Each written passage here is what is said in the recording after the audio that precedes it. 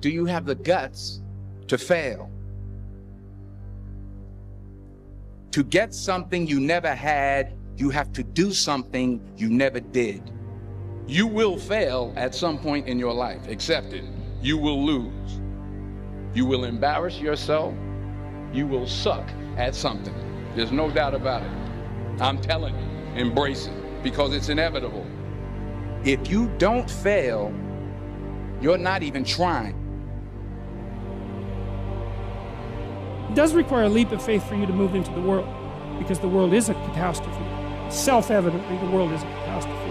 And so there's every reason for you to assume that you should sit in your basement and hide from it. But that's not, it doesn't help, it doesn't make things better. And the thing is, perhaps you're not built for that. You're not built to hide.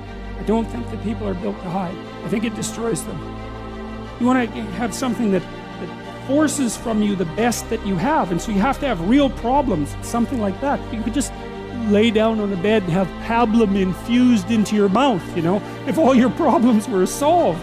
Maybe you want difficult problems that you can solve, something like that, because there's the overcoming and the growth that comes along with that. See, if you go through life holding back, and most of us do, most of us, if we ask ourselves, have we done all we can do? Most of us will have to answer, no, we haven't. We've been holding back. We have ideas that we don't act on, things we want to do. We're afraid to take chances.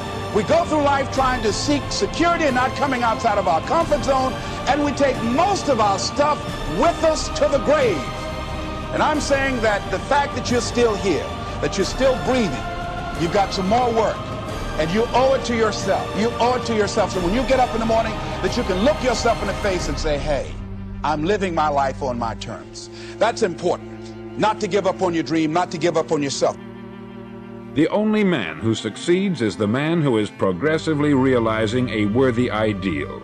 He's the man who says, I'm going to become this, and then begins to work toward that goal. I'll tell you who the successful people are. A success is the school teacher who's teaching school because that's what she wanted to do. The success is the woman who's a wife and mother because she wanted to become a wife and mother and is doing a good job of it. The success is the man who runs the corner gas station because that's what he wanted to do. The success is the successful salesman who wants to become a top-notch salesman and grow and build with his organization. A success is anyone who is doing deliberately a predetermined job because that's what he decided to do deliberately. And as Sylvester Stallone said, I'm not the richest, smartest, or most talented person in the world, but I succeed because I keep going and going and going. And that's the secret. There's nothing more than that. The people that you see that win at the highest level, they were the ones that didn't give up. They're the survivors.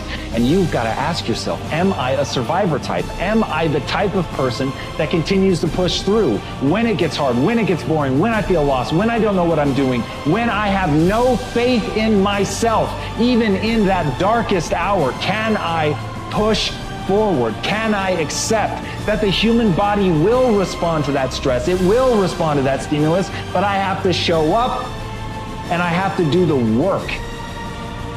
And so that's the beautiful thing. You're not going to separate yourself based on your genetics. You're not going to separate yourself based on who your parents were or where you were born. You're going to separate yourself by showing up when you don't want to.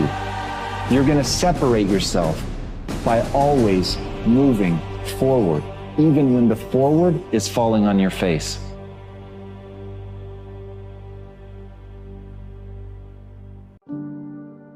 We have the mind. If the mind is used where it was intended to be used, and that is for the common good, for the advancement of everything that is real and valuable in life. If the mind could be released from the terrific pressure of self-interest, if it could get away from all its scheming on how to defeat a brother, and rather simply, quietly work out how to help him, all things would be much better in the mental world. There would be much less mental breakdown, and we would not be suffering from too many cases of senility. It is the misuse of the mind that gradually changes life into a dismal dwelling for the individual. So in each of these levels, there is a natural law. Each of these creatures has its rights and privileges. Each level of ourselves has its inalienable needs and corrections. They're all here if we want to use them. Now, a lot of people have been perfectly willing to support religion industriously. They have been willing to make pilgrimage. They have been willing to do all kinds of penances to remove some guilt mechanisms within themselves. And at the same time, even though they live a pretty fair life, this great experience of projection into something higher has not occurred to them. And largely it's a result of not being able to quiet the separate levels of our consciousness on their own levels, and then quiet the relationships of them to each other. In other words, if the mind and emotions are locked in conflict, they're in trouble. Wherever there is conflict, there is a kind of destruction. There is a false motion. Wherever there is an obstruction, there is a decay of values, a disintegration, an infection, in which something becomes sick.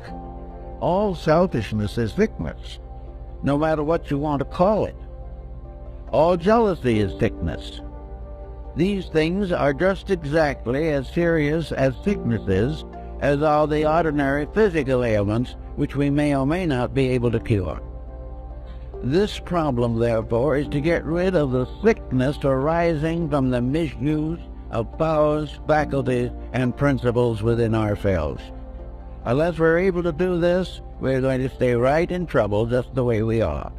But the worst part of it is, we may be a good church member while we're in this problem. It has never occurred to us that religion demanded anything more of us than allegiance. It was like a parent who demanded that the child obey, but did not necessarily contribute to any enlightenment in the purposes of obedience. The religious association which washes away sins with baptismal water has not gotten to the point where it realizes, or bad people realize, that they have got to wash their own sins away all too often with their own tears. So there is time to get at some of these values directly. If the person wants to be born again in the theological sense of the word, it isn't that he simply accepts a religion. To be born again means not make the same mistakes again. It means to clear the slate. A new birth means to start out with a fresh, clean, honest mind, without carrying anything from the past that was destructive or against the Ten Commandments or against the Sermon on the Mount. Everything that is detrimental must be left aside. It must not be carried forward. Yet the individual may be born again and still be in some business which is highly competitive,